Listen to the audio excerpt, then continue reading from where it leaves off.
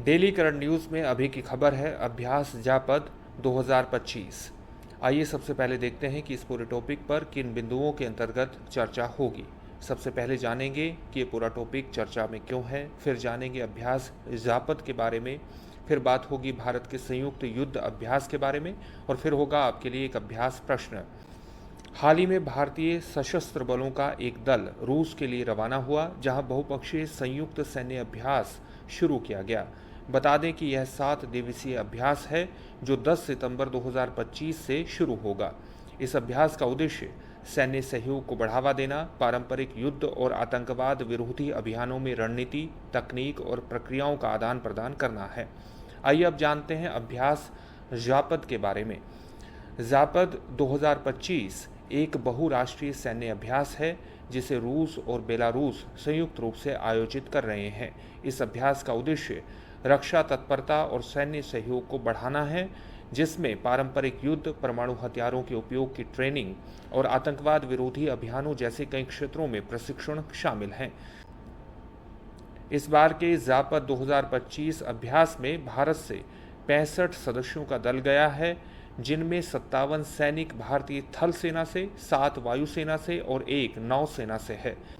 इस भारतीय दल का नेतृत्व कुमायूं रेजिमेंट की एक बटालियन कर रही है। आइए अब जानते हैं भारत के कुछ संयुक्त युद्ध अभ्यासों के बारे में। यहाँ पर देश और उनके साथ होने वाले युद्ध अभ्यास का नाम दिया गया है।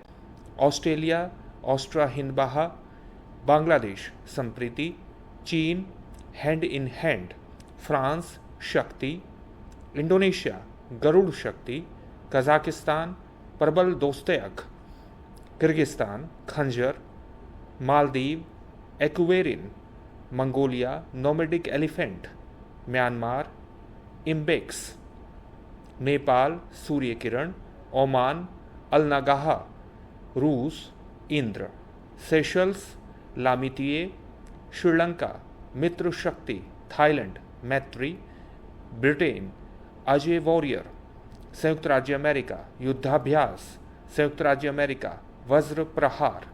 आइए अब देखते हैं इससे संबंधित अभ्यास प्रश्न को। अभ्यास जापद के संदर्भ में निम्नलिखित कथनों पर विचार कीजिए। पहला कथन है, इस अभ्यास में भारत से 70 सदस्यों का दल गया है।